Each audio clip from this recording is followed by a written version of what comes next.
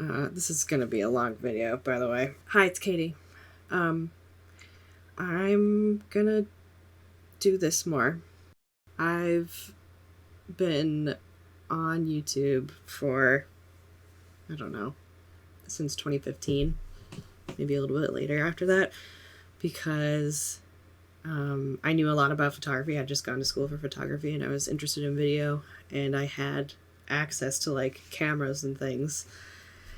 And I was like, well, what if I combined like the techie part of cameras that I really like and like Sims and that kind of thing. I've grown up with the Sims. I recently interviewed for a trans non-binary book that's going to be coming out. I don't even know when. And one of the questions was, did you have video games as a part of like your upbringing or as a part of like your childhood? And I said yes. And then it clicked in my head, like the games that I really enjoyed playing were simulation games. And I found a lot of androgyny with that, because you could sometimes in the games you could choose what your gender performance was, and I liked that. I distinctly remember playing A Wonderful Life and Another Wonderful Life, Harvest Moon, and getting to experience like being the boy or the mask farmer and being the femme farmer. And it was really fun. And then I realized that they were the exact same experience. And I was like, oh, that's interesting. That's not what I was used to. Like, misogyny has like never made any sense to me. Just because I didn't have I had a lot of femme energy when I was growing up. And I was surrounded by a lot of femme energy. And yada, yada, yada. There's been a lot of work that I've been doing on my mental health, and it's come into context like a lot of stuff from my childhood. I got diagnosed with OCD the end of November of last year, and I just turned 29, so I didn't even know that like the neurodivergence was even a thing. And I recently saw this video. This has been like a culmination of stuff. I've also been like, okay, if you have OCD, you might know what magical thinking is, and that's like my kryptonite. That's why like I stopped recording and like doing a whole bunch of stuff, is because I was plagued by TW COVID. I was plagued by visions, intrusive thoughts, but mine are visions of my partner constant. He's a hypochondriac. That's not the term anymore. I don't know what the term is. And so he always thinks that he has something, and anyway, the poor thing is just riddled with anxiety in that department. But I heard him say that he was really nervous about getting COVID, and then my brain said, what would that look like? And then it would play it over and over and over again, usually right before bed, because magical thinking, I thought that if I had a dream about Steve dying, he would. So we're going to talk about mental health for a second. I was having suicidal ideation, which, if you don't know, which I didn't know, it's intrusive visions of like, haha, a joke on TikTok of like, but actually, and it's over and over and over and over and over again. And I got to a point where I couldn't drive at night. And the next day I had therapy and I was crying, and I was like, listen, I've been avoiding this for so long, but I have to tell somebody that I'm drowning in these visions of like TW suicide, like, and taking a lot of pills and just, it was really bad. But my therapist at the time was like, you need to call Steve and you need to go and experience the wonder of mental health in physical health buildings, aka hospital. So went to the hospital. Wasn't really sure what was going to happen. Like, Steve was doing all this research.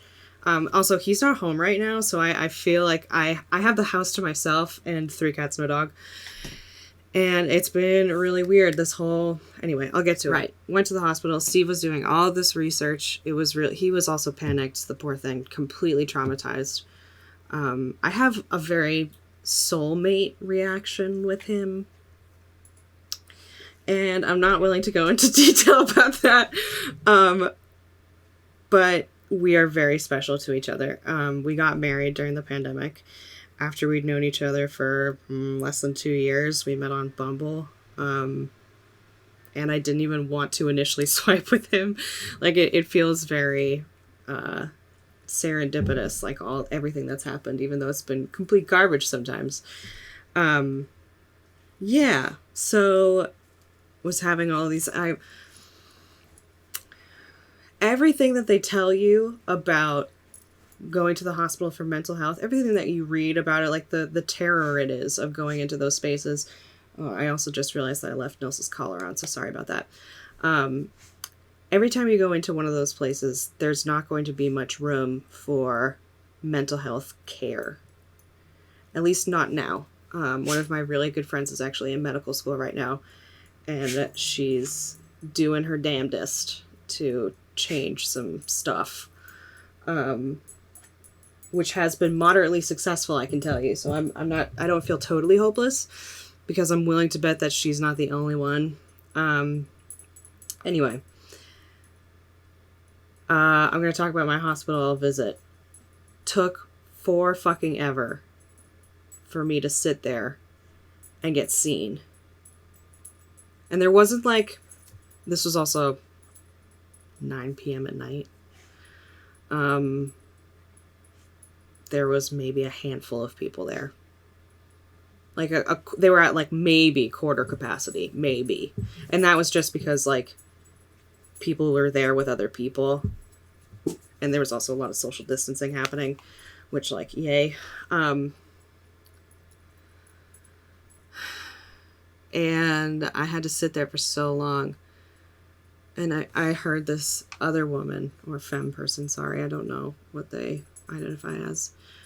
And their friend, partner, don't know, comrade. They were also there. And the femme person was making a lot of noise and was like saying a lot of stuff about their mental health, and I could tell that like we were in the same boat. I was just mute, and my heart was aching because of the amount of care I got, because I wasn't loud and I couldn't, like, I very well could have had a meltdown in there. And I actively tried I had panic attacks making sure that I didn't. And some people can't help that, and they should not be punished for that. And the receptionist gave me a fidget spinner because she knew I was there. And when I got seen, like the femme person got seen first, finally. And they also like arrived there in an ambulance and was still, like, I think they got seen like right before us. I know, I'm really upset. So, going to get seen, I have to do that whole like preliminary bullshit about like when the nurse first calls your name and you go in the back and then they take your temperature and like ask you like if you've been taking anything and blah blah blah. And they also like do a blood test. And it gives off the energy it's less about like I'm concerned about you like any other person, and more like I think you're faking it. Which that was unpleasant. Yeah, Midwest is not my favorite place to live. But the psychiatrist came in, or while I was waiting for the psychiatrist, who was like an angel, a literal angel that was sent to me. the femme person was across the way, sitting across from me, and we can like see each other, and we were just like talking, and I was like, hey, like, how you doing? And they're like, are you here for like suicide and stuff too? And I was like, yeah.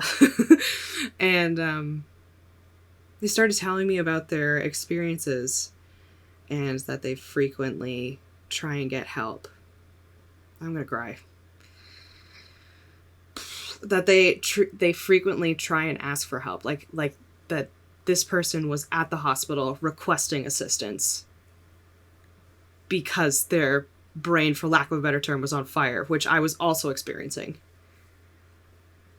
And I gave her my fidget spinner that the stupid receptionist gave to me because I knew that I was going to be treated differently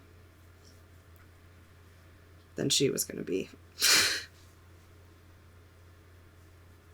So like I could hear their doctor talking to them, and it just like really wasn't nice. It really wasn't like care, you know?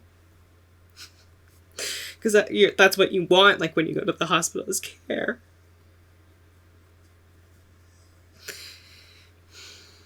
Sorry, I'm trying really hard. And the receptionist, the psychiatrist was like, so I've heard your story multiple times through the doctors and stuff and yada, yada, yada. And she was like, do you feel like you can't ignore these thoughts? And I was like, yeah, it's all I can see constantly. And it just like won't leave me alone. And the psychiatrist was like, I think you have obsessive compulsive disorder. And I was like, pardon? If you know me in real life, this is laundry. Let me just get out of the way. OCD does not always come in the Hollywood flavor. So I have intrusive visions. And I didn't know that's what they were for 29 years. I've been in therapy since high school, so that was probably 16 or 17 years old. And I knew even then that I had a fear of men or masculine presenting people that are large. Think father shaped. And she wanted to put me on meds, but it was for an antidepressant. And my mom was like, don't do that. And I said, okay. Who knows if that was the right decision or not? The chips had fallen, you know? It's fine. And we're here now. And then I had psychoanalytic therapy, and I started understanding. Well, I took AP Psych in high school because I wanted to learn about this stuff. I had like heard of depression, and I had heard of like these other terms and stuff. And I was like, I want to know what that is because I think I might have it. And that is exactly why I got a 5. I got a 5 on that test. I got a 4. I didn't get a 5. 5 is the maximum. I got a 4. I did good. And so I've always had an interest in it. And I knew the words to search. That's the other thing, is like psychologist. Like who, if you don't have access to like understanding Latin, there's no way that you would understand like what the fuck that word means. Like, that sounds like a fish. Or a dinosaur. And I didn't know what that word was. So, I mean, my parents were blue collar, so we didn't know what like any of that stuff was. So I'm essentially the first one to like try and reverse. And I was seeing a couple therapists. I saw one in college where I was able to like get a faint whisper of what like mental balance was. And I was actually able to have my first relationship after 6 months of like really intense therapy. It was amazing. It was the first time that I'd ever allowed myself to have those kinds of feelings. And I knew that I was actively in charge of that. like demisexual, but like I am doing that. Yeah. So had my first boyfriend, was a relationship, and I continued, like when that relationship ended, I had a fabulous therapist who had like horses and like alpacas, which, spoiler alert, I have some of the alpaca fiber. I'm in graduate school for fiber arts, and I have some of the alpaca from my therapist, and I have to figure out what I'm going to do with it. Anyway, that's why I'm out in Wisconsin. I saw her, that therapist, with the farm for 5 years. 5 years of psychoanalytic therapy.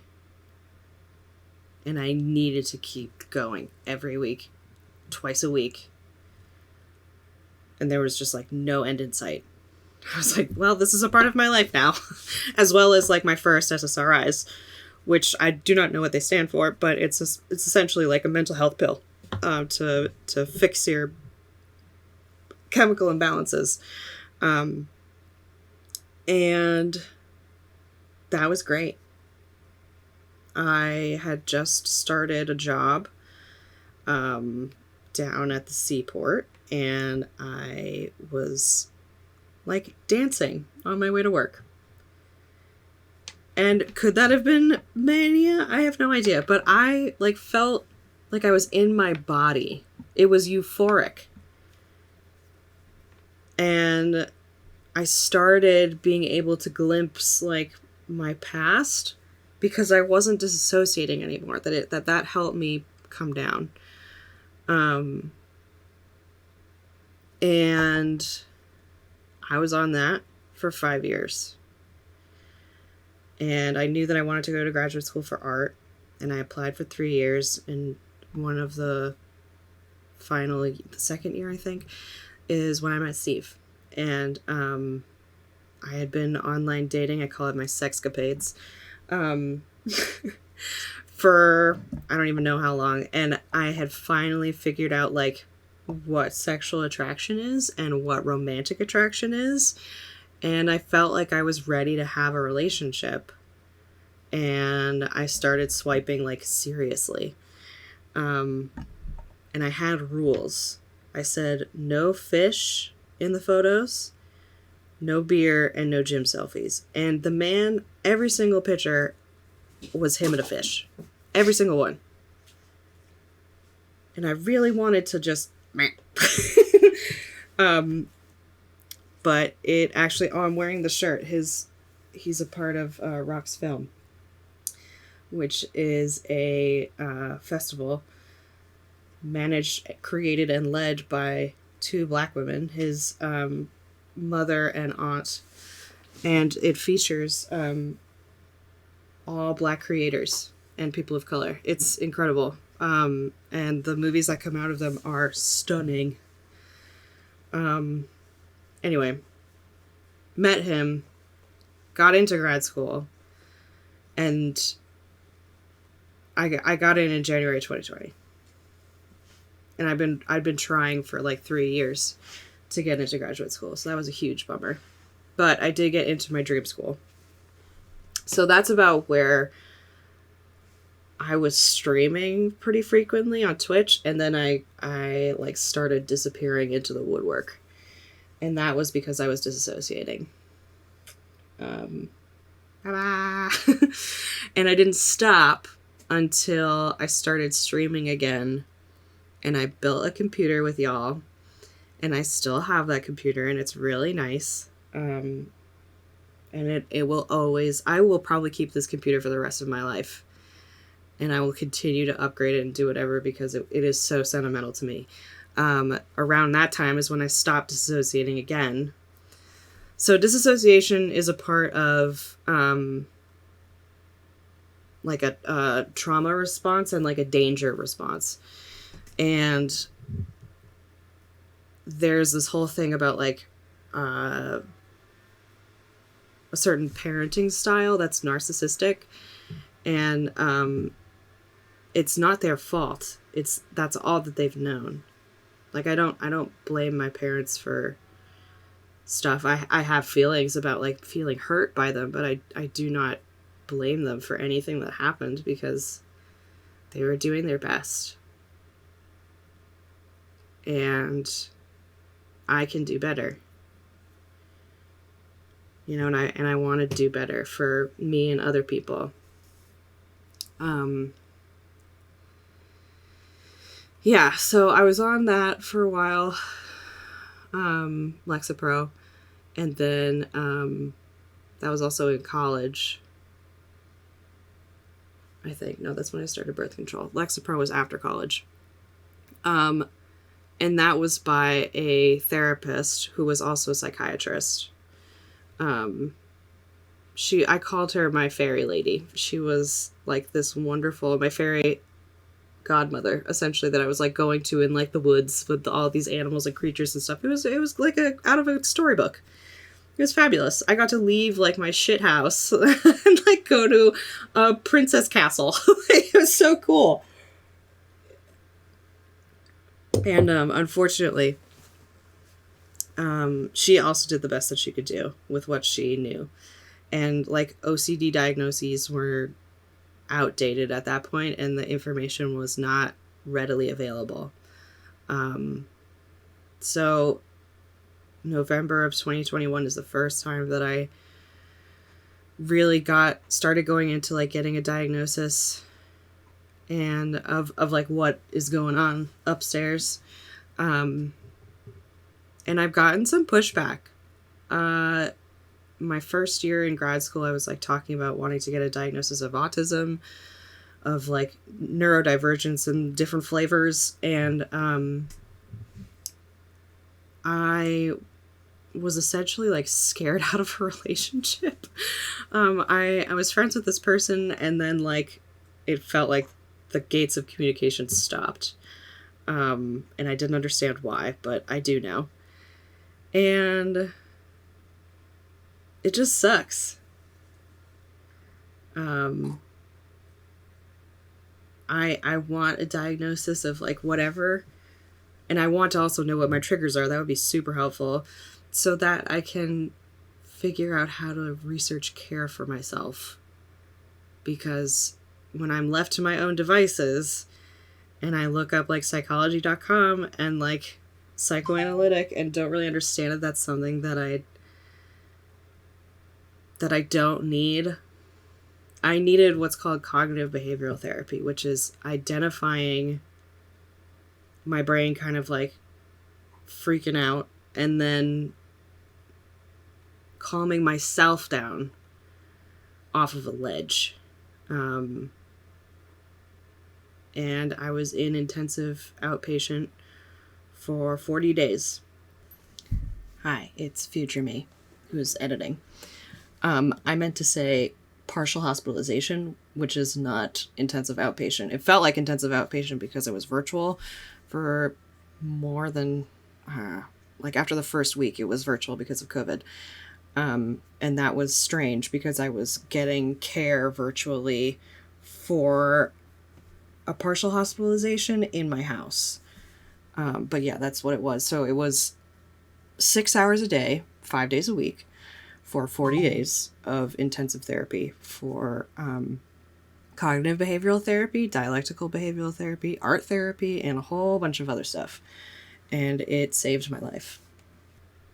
And it was the most difficult and rewarding experience of my life. This is the journey that I'm passionate about, which is also involved in my gender. So during the pandemic, I got married.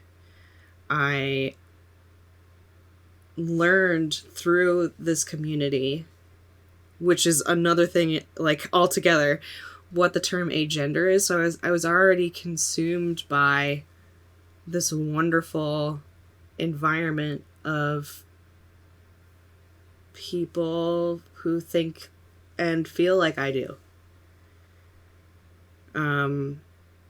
And I forgot like how important internet friends are, and I forgot how important just like long distance connections like that are, because the place where I am is not trans friendly, and it is not like safe for me, which sucks. And like, I'm sorry, I'm just realizing now that my phone was on. Yeah, it's been really hard. But we're trying to tap into things that make us feel better. And I bought some stuff to try out bubble baths. And we'll see if that magically melts my problems away. I've been afraid of bathtubs. That's a whole nother thing. Yeah, so this long video is meant to be an introduction. Hi, I'm Katie. I start each video with, "Hi, it's Katie." And right now I am identifying with like they, them pronouns, but like surprise me. You know, I'm not going to get upset if you use she, her, if you use he, him. That stuff doesn't really bother me anymore. But I will respond to like all of them, which is exciting. Yeah, as you can tell, I've been shaving, and if you've seen my previous videos, like my hair would go like in weird directions because I was like coping with the sensory experience of hair. I hate it. Yeah. So this summer has been really difficult, but the end of this year feels very positive. I'm turning 30. I'm a Sag. And I'm hoping to potentially get top surgery before my 30th birthday. We'll see how that works out. Yeah, welcome to the channel. And you'll probably hear a dog and 3 cats and probably a partner at some point. We're just here having a goofy, fun time. Bye.